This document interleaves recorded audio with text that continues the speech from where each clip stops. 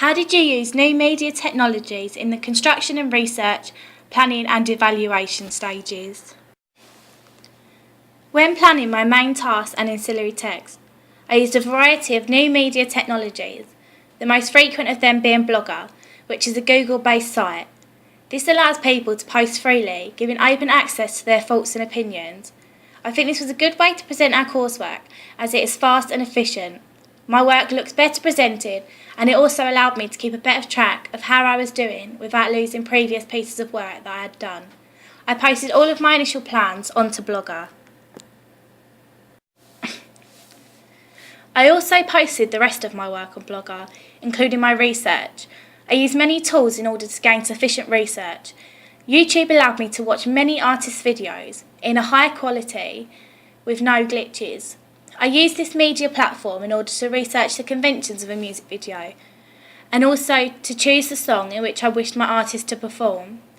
After deciding on my song, I needed to do some audience research, so therefore I used Microsoft Word in order to create 30 questionnaires in which I printed out and gave to my target audience. Once I had received these back, I again used Microsoft Word to create graphs and charts in order to display my data systematically. I then used Windows Movie Maker in order to create a video where I could analyse this feedback, which I then posted to YouTube and then onto my Blogger. This is a good example of convergence. Any feedback I'd received from my target audience was pictured on my Samsung Galaxy S3, which I then uploaded onto my computer via a USB wire. In the early stages of development, I used a Sony video camera, as I think this was the most professional of the recordable devices that I had access to. I could have used my mobile phone, however, that wouldn't have created an authentic high-quality video. When taking images of my artists, I first took them on an iPad, as it has a good high-resolution camera. However, it then became apparent that this was not to the high standards of a conventional website or digipack. Therefore, I then used a professional photography Canon camera, which I was able to gain access to. When constructing tasks, I used a variety of technical and professional softwares. When designing my music video, I used the Adobe-based software Premiere Pro, which is also used by broadcasters such as the BBC. This software enabled me to make a well-structured and authentic music video, which is something I would have struggled with using Windows Live Movie Maker, as the effects and transitions on that software are rather amateur compared to those of Adobe Premiere Pro. This software allowed me to add one or more clips onto several different layers, making them transparent so that they both appeared in the scene. It also allowed me to slow down or speed up clips. These features are not apparent on Windows Live Movie Maker.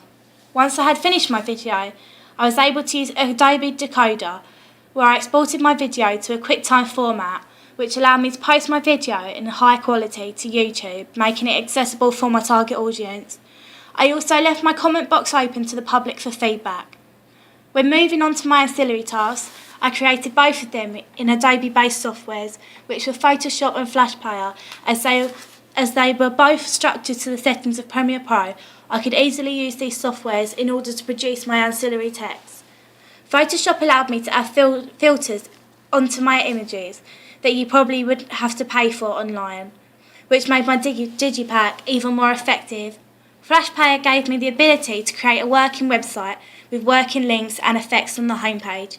This is something that wouldn't be able to be done on a basic online software such as Wix. The most useful tool when evaluating my work was producing my videos on Windows Live Movie Maker. I recorded my voice using my Samsung Galaxy S3, which I then uploaded to the computer. I then transferred it into Windows Live Movie Maker, where I added the appropriate pictures underneath the text. I found this was an effective way of evaluating my product, as it allowed me to evaluate in additional detail. That is something I wouldn't have done if writing. Although Premiere Pro is more advanced, it wasn't necessary for this form of video. When evaluating, I also used an online-based program called Mixbook. It allowed me to add my text and images into a slideshow that looked like a flipbook.